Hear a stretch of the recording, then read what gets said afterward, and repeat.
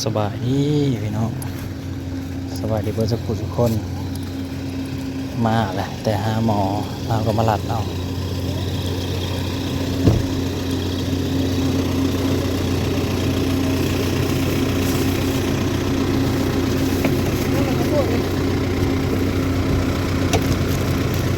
ขอบคุณ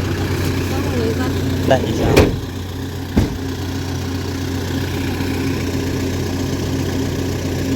ได้เนาะ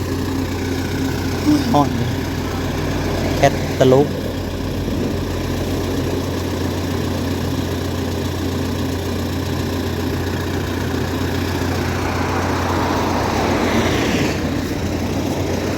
มาหลัดอยู่โรงเรียนน้องนกยูนแก้วัดน้องนกเขียนไปน้องเว้ยทางมันไก่นะ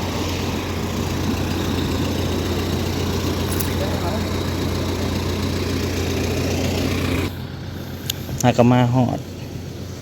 อัปเดตล่าสุดกระทำน้องน้ำแล้วว่าแมงไม้มันออกแล้วฉันยังเหลือแต่ว่าเป็นบาดอะไรเห็นในหูอันเฮา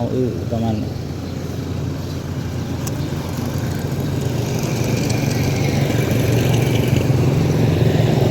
ฮอดฮอนก็ฮอดไปน้อยอ๋อหมกม่วงนี่ก็มาดกแท้อยากเอาแม่กันแล้วแม่เป็นหนีลูกมาแต่เราคิดนี่อีสังอีกเราอยากเอาเงินนะให้เฮาค่าเป็นค่าน้ำมันค่าเราไปหาหมอโหประมาณคิดเนี่ยลูกเต้าก็ได้เบิ่งได้แย่งตอนนั้นบ่สบายเจ็บไข้ได้ป่วยนี่แหละสิให้เบิ่งตอนได้ซะเราย่านเฮาบ่มีเงินเฮ็ดลงให้ลงหน้าให้กับสิลงให้ลงหน้าบ่ได้คิดนะเฮาก็พอได้อยู่มีหยังก็บอกเราเป็นหยังก็ให้โทรฟ้าวโทรมาบอกโลด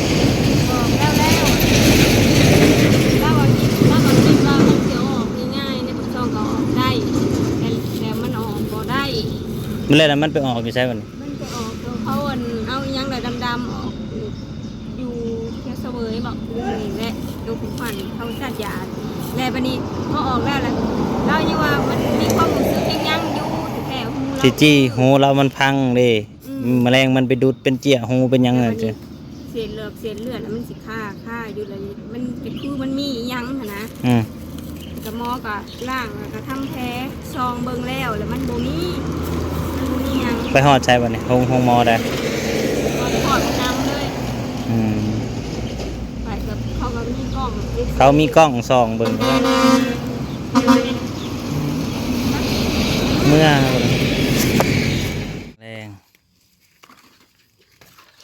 น้องซ่าก็จะเอากระโพดไปให้ย่ายน้องเนยส่วนน้องเนยลงไปหายเลยผมมาเจาะ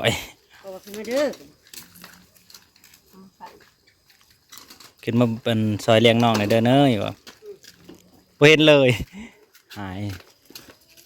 ซาก็สิลงไปวะเนี่ยเอากระโพดไปส่ง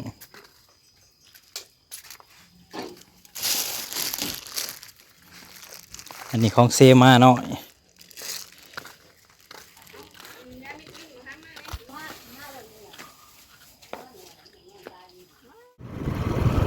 เดินทางไปหน่อยไปกันเซมาปลาเพชรว่าให้เซมาน้อยน้ำมาสั่นมาวังตอนกลางเว้นบ่เห็นเพื่ออยู่เพื่อนก็เลยมาหาใหม่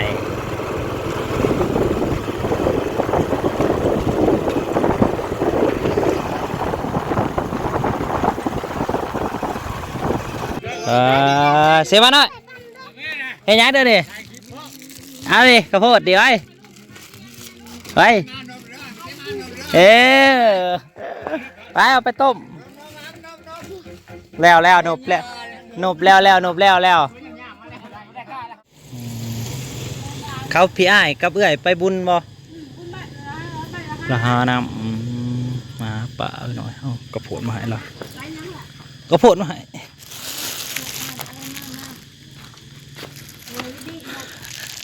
กินข้าวแรงก็ยังเนาะ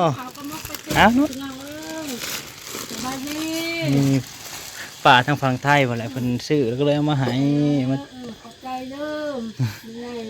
กินยังดี มาบอกมันสบายดีไงลูกอ่ะ สบายดีดูนี่เก่งเก่งเก่งนัดยังบ่มายังเลยเตะบอลเตะบ้านอยู่ เต้จะหันเหรอ อืม เด้อกินข้าวเด้อแม่ป้ากินข้าวกับปลาซิวเด้อกิน อ๋อ ปลาซิว โอ้บ่ซิวร้านน่ะกินต้มมาม่าตัวเด็กน้อยเนาะกินต้มมาม่ากินยังไง เอาบุกินปลา อืม เอาบุกินปลา พ่อกับแม่เป็นพ่อเป็นกับคนที่ไปใส่เบสนำกันอะไรพี่น้องประจำยามนะ เด็กน้ำตาลไหลหาเงินแม่ป้าอยู่ บ่ได้อยู่หาขายเครื่องของเปิ้นว่าหั่นหยังเปิ้นนะ ชอบ แม่หั่นซอฟเด็กหั่นน้อยๆที่วางขายแถวงานบุญนะพี่น้องเป็นเครื่องเล่นเล็กน้อยเป็นหยัง เครื่องเด็กเล็กน้อยเป็นหมกบานหมกวี เป็นดอกวานเป็นกระเป๋าเป็นปืนนะ ข้าเชียวลูกไปนั่ขลูกกินเบิร์ดขายน้ แม่นั่นแหละน้อยก็อยากนี่ก็อยากคัดไป2คนนี่เฮงก็โอ้ย ำมันเป็นยงเงินชกเลย กำไรอยู่น้ำลูกนี่แหละ เขาไปเห็นได้กินได้เงินกินจักของเขา น้อยมันก็เนาะตั้งใจเก็บตั้งใจหาก็ได้ล่ะ เขาว่าหาไปแล้ว คนเฮาหาเงินเนาะเป้าหมายก็ต้องมีเป้าหมายแล้วว่าอยากได้หยังเฮาก็เก็บ โอ้ยบุญแต่ห้าสี่นั่นน่ะ แม่น ใจเด้อกินหมากเลยกินหมากกะลีกินต้มให้ลูกให้หลาน แม่นต้มให้ลูกให้หล้านนั่นแหละกินเห็นเด็กน้อยหลายเห็นเด็กน้อยหลายก็เลยว่าโอ้ยคิดเห็นนั่นเขาอั่นป้าเด้ว่ามีหลานหลายคือสิเขาเจ้ามักกินเด็กน้อยว่ะ อย่ากินแต่น้ำมอดาวนี่แหละมอดาวเอามาให้กินหรือเปล่า นั่นแหละมาเลยร้านเพิ่นมาเลยไปเตะบอลดูดิไก่ดอกมีร้านหลายคนก็บ่เหงาน้ำเขา เรียกเอาไว้กันนะจ๊ะ เกิบก็บ่ใส่ สบายดี เออกินเนยถ่ายคลิปเสียมากก็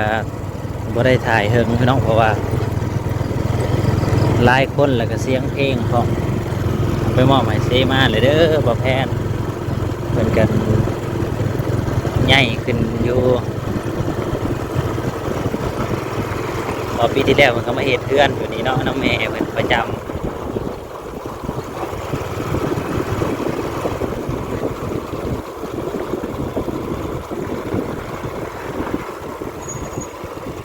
กลับมาเฮือนนั่นคือเก่ากลับมาเฮือนนับชาขึ้นมาแล้วบ่นับชากลับมาฮอดเถียงนาเห็นอยู่แต่ว่าคนหลายเนี่ยเสียงเพลงเนี่ย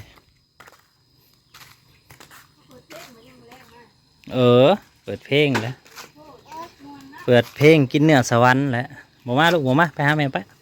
พอหับบ่ได้อืม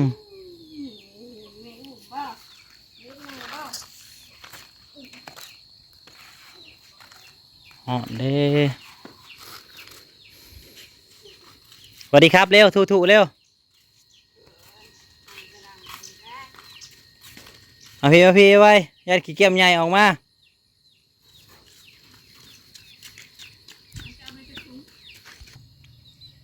หนังมาอีกแล้ว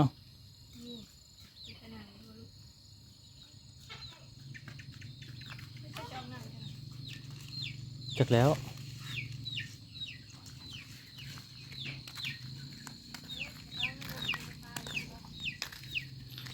อยากไปยางมาอยู่นี่ยามห้ามได้ลูกคำเลยพี่น้องเลยค่อยคำน้องแรงแล้วเอาก็จิขึ้นให้อยู่เฮ็ดกินล่ะท่านว่าหน่อยก็ปีนขึ้นปีนลงอยู่นี่แล้ว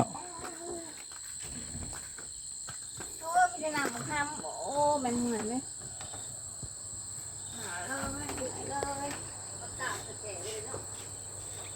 สวัสดีครับ